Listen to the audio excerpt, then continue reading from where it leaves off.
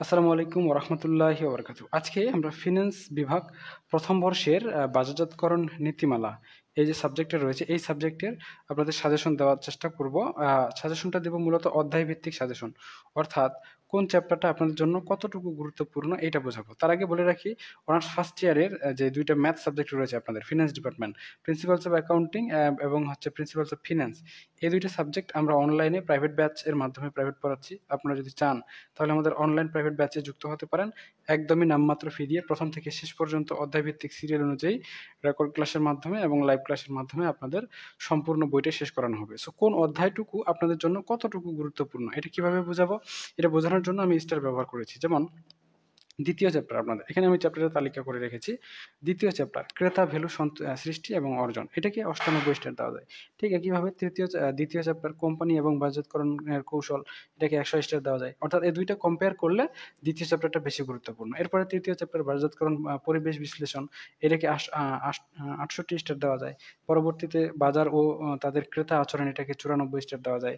ক্রেতা অভিমুখী বাজারজাতকরণ, এটাকে 82 স্টার দেওয়া যায়। এরপরে পণ্য সেবা ও ব্র্যান্ড, এটাকে 118 স্টার দেওয়া যায়। এরপরে নতুন পণ্য উন্নয়ন, এটাকে 77 স্টার দেওয়া যায়।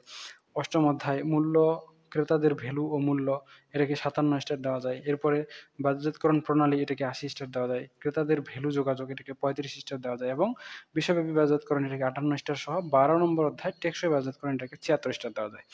এখন যদি আপনি আমাকে বলেন যে স্যার আমাকে এই 12টা অধ্যায়ের মধ্যে 6টা অধ্যায় দাগায় দেন, যে 6টা অধ্যায় পড়লে আমি এখান থেকে ভালো নাম্বার পেতে পারি, 6টা অধ্যায় পড়লেই আপনাদের জন্য এনাফ হয়। তো ওই 6টা অধ্যায় হচ্ছে ষষ্ঠ চ্যাপ্টার, দ্বিতীয় চ্যাপ্টার, প্রথম চ্যাপ্টার, চতুর্থ চ্যাপ্টার, পঞ্চম চ্যাপ্টার এবং নবম চ্যাপ্টার।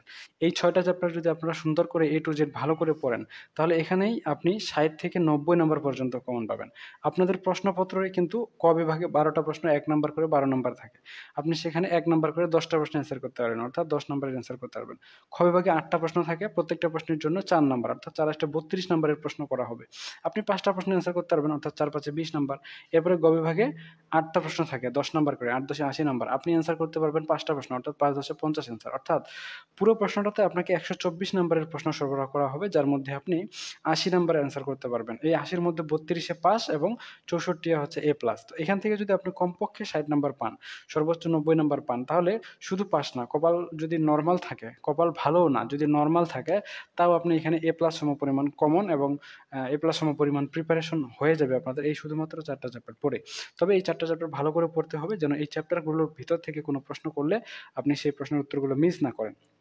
এতটুকু এনশিওর হতে পারলেই আপনাদের জন্য সেটা খুবই বেনিফিশিয়াল হবে। তো আশা করা যায় বুঝতে পেরেছেন। আজকের সাজেশনটা এই পর্যন্তই।